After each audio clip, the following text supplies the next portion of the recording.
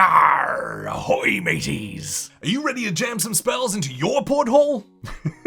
I write this myself, why?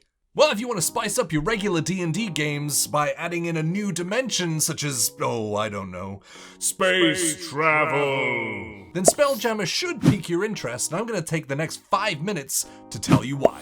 And hang around to the end to find out the best thing about Spelljammer that most people don't know. Spelljammer takes classic sword and sorcery D&D and adds the ability to explore other aspects of the universe rather than one world, or having to plane shift to experience a whole new world. Nope, don't worry, I'm not singing that. Now, a Spelljammer is a ship that, with the aid of magic, can travel and traverse space. This act is known as spelljamming, and this allows you to live out your treasure planet dreams. Is 2 Disney references in a row too much? I don't know. Let us know in the comments. Now, for those of you who haven't seen Treasure Planet, but you should, a lot of spelljamming ships will look like waterborne ships, but they exist with an air envelope around them, allowing you to be out on deck as you travel in space. Leaving the atmosphere of your planet leads you to the brightly colored ocean of wild space. After that, traveling deeper into space, you'll be surrounded by a silvery purple void known as the Astral Sea, or otherwise known as the Astral Plane.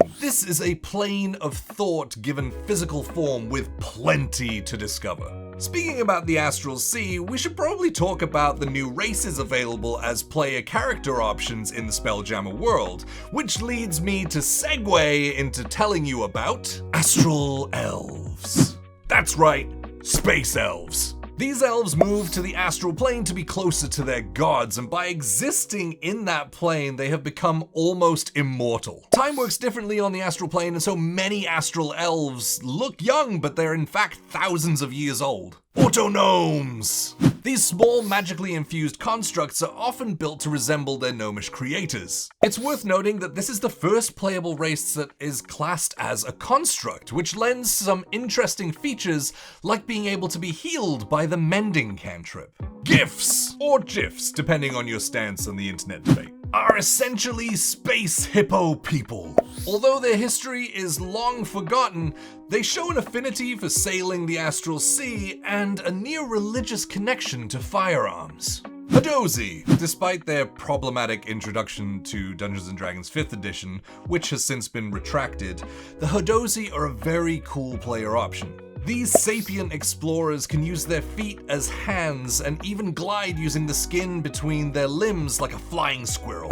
Plasmoids, the very first playable ooze. These slime folks have access to innate ooze pseudopods and can change their shape to whatever they like.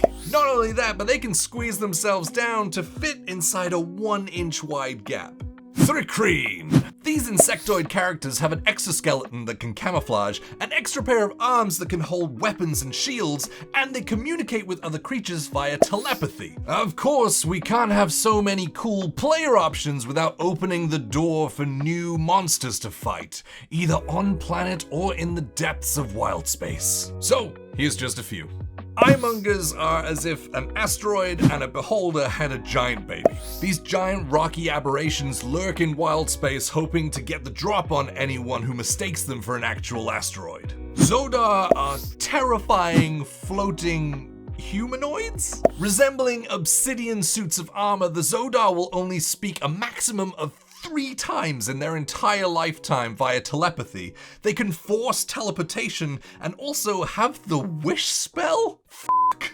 Netalgu. These delightful beings are collectors of brains, with psionic spellcasting and the ability to extract a creature's brain if they fall to 0 hit points. Space clowns! I mean, do I need to say anything else? Giant space hamsters are a must to include in your Spelljammer campaign. These hamsters are around the size of brown bears, but far more docile. These are not to be confused with miniature giant space hamsters, otherwise known as space hamsters. These are shrunken with wizardly magic, but they also became far more intelligent and ferocious as a result. Don't ask. Well, you made it this far, so as promised, I'll let you in on the coolest part of Spelljammer that not many people know. Canonically, if you venture past the Astral Sea, further and further into the depths of far space, you can actually visit other D&D worlds. Yes, you can have major crossover events, leaving the Forgotten Realms, traveling through the astral plane to the other side, and visiting the world of Eberron. This means that Spelljammer is the glue that holds all of the settings together and now makes them viable destinations no matter where you start. And if you choose to go down this path and you're looking for another setting to spelljam your way into, why don't you try this one on for size?